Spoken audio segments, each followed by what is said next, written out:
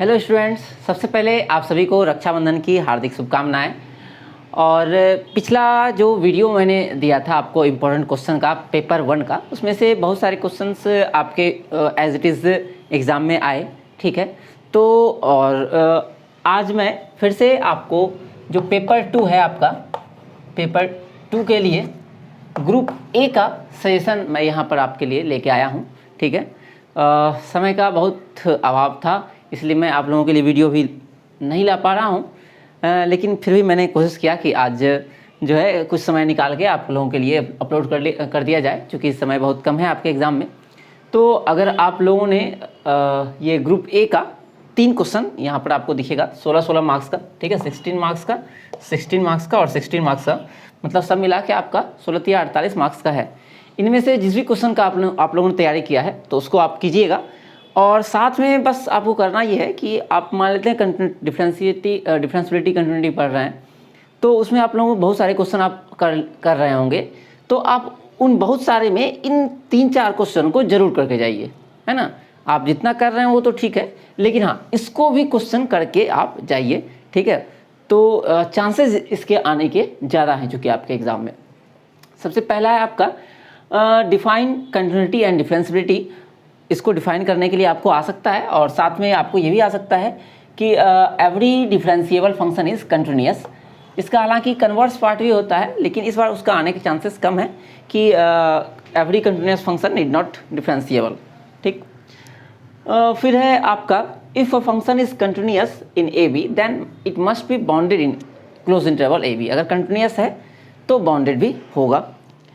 Examine the continuity and differentiality of the function. आपके पास कोई फंक्शन गिवन रहेगा और उसको आपका डिफरेंशियलिटी और कंटिन्यूटी चेक करना है, ठीक है। तो सबसे पहले एक्स स्क्वायर साइन 1/x है, एक्स कॉस 1/x है, x e power x minus e power minus 1/x, e to power 1/x plus e power minus 1/x, और एक ये भी क्वेश्चन है, ठीक है। एग्जाम में ऐसा हो सकता है कि आपको ऐड करके आ जाए कि हाँ x cos 1/x plus x sine 1/x, है ना।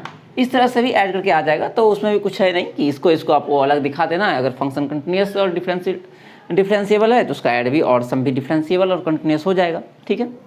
तो इनमें से बहुत सारे क्वेश्चन का आपको सॉल्यूशन भी अगर आप खोजिएगा तो मिल जाएगा, और अगर आपको ना मिले तो आप कमेंट भी कर सकते हैं, मैं यहाँ आपको लिंक प्रोवाइड करा दूँगा।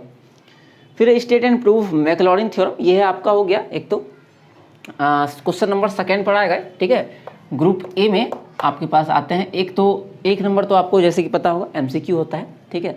पिछला बार जो एमसीक्यू का मैंने एक शॉर्ट वीडियो बनाया था इंपॉर्टेंट क्वेश्चन का, उसमें से भी 5 क्वेश्चन आए थे आपके हूबहू। और अगर इस बार आप बोलिएगा तो अगर मुझे समय मिला, ठीक है, और आपके भर के कमेंट भी मुझे दिखे अगली बार जैसे आप लोगों ने किए थे, तो मैं निश्चित रूप से एमसीक्यू का भी वीडियोज़ लाने का कोशिश करूँगा इंपॉर्टेंट क्वेश्चन का, ठीक है। अच्छा, ये जो क्वेश्चन है आपका 2, 3, 4, 5 ग्रुप ए में आएगा, जिसमें से 2, 3 और 4 का इंपॉर्टेंट क्वेश्चन मैं यहाँ पर आपको बता रहा हूँ, जैसा कि आप देख पा रहे होंगे। तो क्वेश्चन नंबर जो 3 है उस पर आपके पास लेग्रांजेस और मैक्लॉरिन और टेलर सीरीज से क्वेश्चन रहते हैं। तो मैक्लॉरिन थ्योरम जो है इस बार के लिए आपका इंपॉर्टेंट थ्योरम है।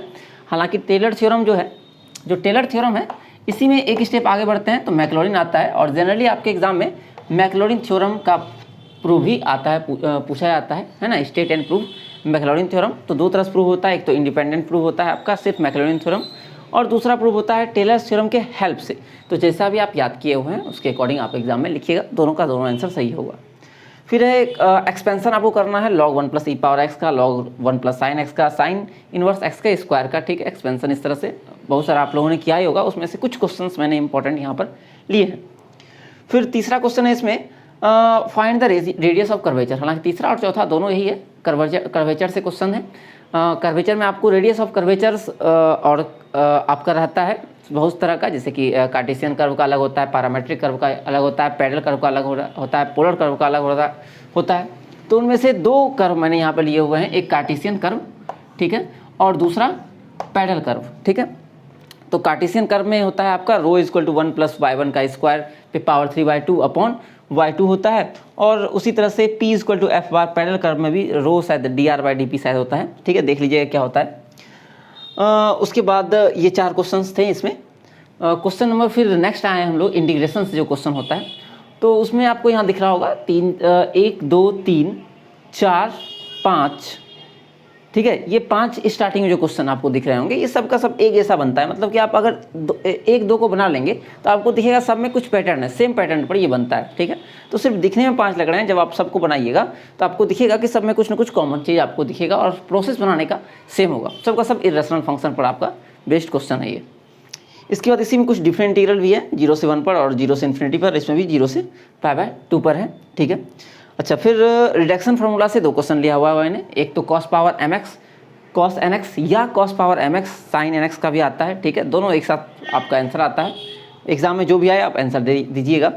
और एक लास्ट क्वेश्चन है, आई एम बराबर अगर दिया हुआ है, डिफरेंट इंटीग्रल है 0 से infinity e power -x sin पे पावर m x dx, तो आपको इसका रिडक्शन फार्मूला निकालना है इस तरह से, ठीक है। और हो सकता है आपके एग्जाम में ये भी बोला जाए कि i3 का वैल्यू निकालिए, i4 का वैल्यू निकालिए, जब आप ये निकाल लीजिएगा तो, ठीक है।